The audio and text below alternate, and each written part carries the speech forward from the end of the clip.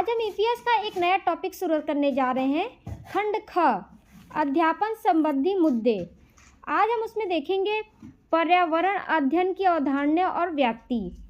पहला टॉपिक, इसमें हम आपको पूरा एक्सप्लेनेशन प्लस 5 वन लाइनर जो एग्ज़ाम बेस्ड होंगे और 5 ऐसे क्वेश्चन जो यूपी टेट के एग्ज़ाम में आ चुके हैं। अब तक हमने पर्यावरण में परिवार टॉपिक से लेके पर्यावरण तक मतलब पूरा खंड का विषय वस्तु कंप्लीट कर दिया है और आज हम खंड ख शुरू करने जा रहे हैं। तो आइए शुरू करते हैं। पर्यावरणीय अध्ययन की अवधारणा और व्याप्ति। पर्यावरणीय अध्ययन की अवधारणा।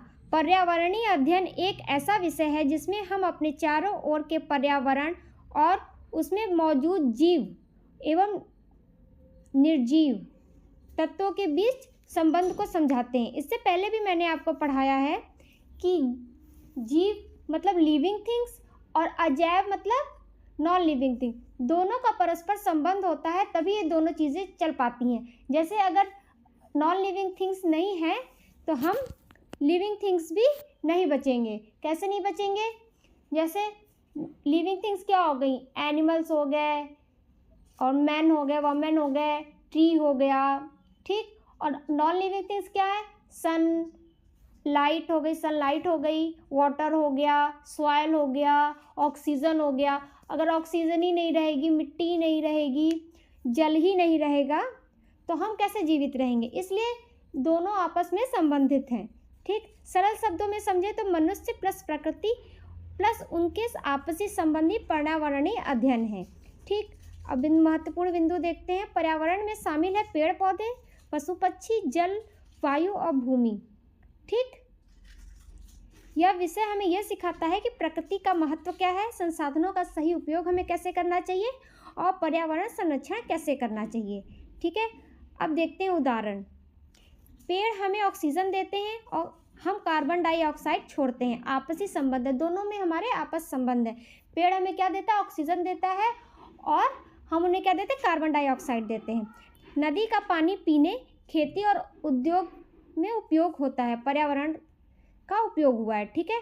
अब पर्यावरणीय अध्ययन की व्याप्ति देखते हैं। व्याप्ति का मतलब है कि किन किन क्षेत्रों को कवर करता है, ठीक है। ईवीएस की व्याप्ति बहुत व्यापक है। इसमें शामिल है प्राकृतिक पर्यावरण जिसमें वन, पहाड़, नदियाँ, जलवायु आदि आते हैं। सामाजिक पर्यावरण में परिवार, समाज, संस्कृति, परंपराएं आती हैं। आर्थिक पर्यावरण में उद्योग, कृषि, व्यापार आते हैं।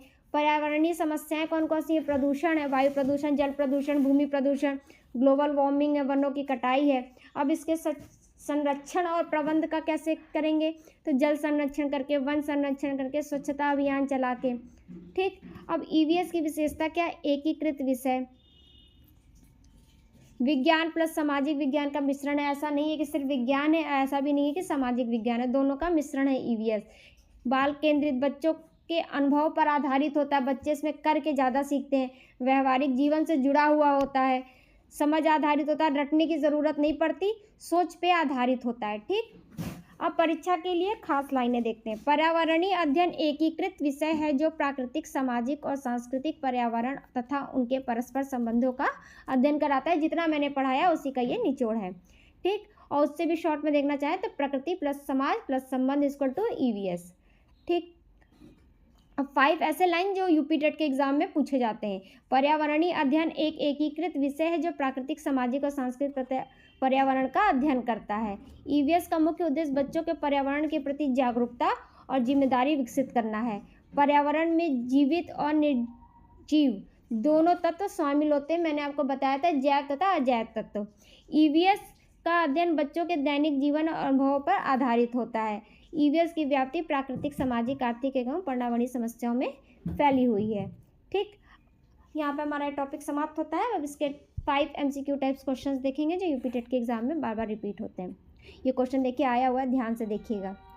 ईवीएस में एकीकृत का क्या अर्थ है? केवल विज्ञान पढ़ाना, अलग अलग विषयों को अलग पढ़ाना, विभिन्न विषयों को जोड़कर पढ़ाना, केवल पर्यावरण संरक्षण पढ़ाना। तो सही आंसर है सी, विभिन्न विषयों को जोड़कर पढ़ाना, ठीक है।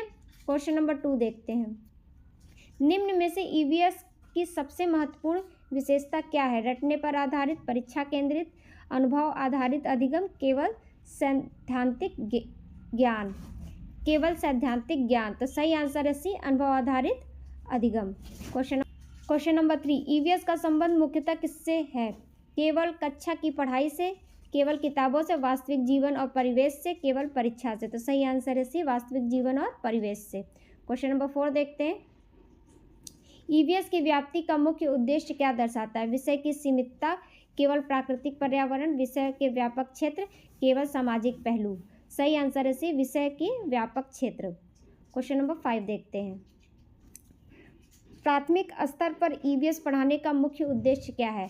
वैज्ञानिक बनाना, केवल जानकारी देना, पर्यावरण के प्रति संवेदनशील बनाना, परीक्षा में अंक पढ़ाना। तो सही आंसर है सी, पर्यावरण के प्रति संवेदनशील बनाना।